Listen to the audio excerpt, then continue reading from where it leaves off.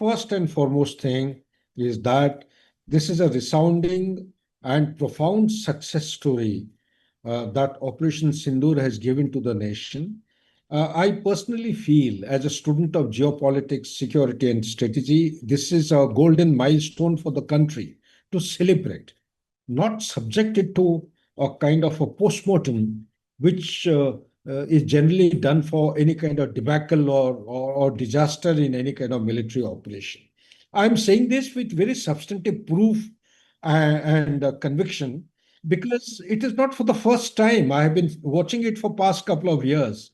Mm, the all the three chiefs. You see, I hope I don't have to go over the sequence of event, what happened on 7th or 22nd of April. But if you allow me, in the second question, I'll go back to something which will give you a different perspective. But the fact of the matter is, once we decided that a punitive response is going to be unleashed by India after the 22nd April carnage of Pahalgam, then the Operation Sindoor was launched on the night of 6th and 7th of May. Pakistan had been told, as per my understanding from the open source, as also different media platforms, they had been told that we would be targeting the terrorist hubs, the infrastructure, and the logistic bases and the training centers.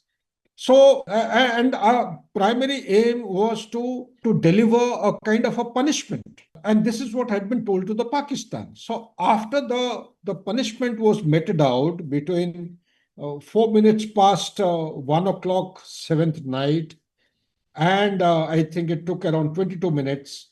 By 1:26, it was over. The 9 targets were hit by multiple platforms. Army is also Air Force. Somewhere I was reading in one of the London document, our naval resources were also applied. And some of them were in Pakistan-occupied Kashmir. Some were there in the Punjab, the main Pakistan. Somewhere at a distance of 5 to 30 kilometers, but one of them happened to be about 100 kilometers away from the border. So after having actually hit them with precision engagement, there was a total decimation and destruction. And after the operation was over, Pakistan was informed, the DGMO or whoever was the contact person, he was informed that we are done with our job. We don't intend to actually take it forward. That's why, that's why the terminology used in our articulations, non-escalatory in nature. It was measured and non-escalatory. So that is the proportionate response was given. But Pakistan decided to actually come back. They said, no, we'll retribute, we'll reply back. So we had told them and given them indication that if the response is to the military installations and the civilian population, well, we'll be left with no option but to also reply back. And that is what exactly happened. So when a thing like this took place, sometime on 9th, there was a cabinet committee meeting, and the Honorable Prime Minister had called for the chiefs of all the three services. They were in attendance.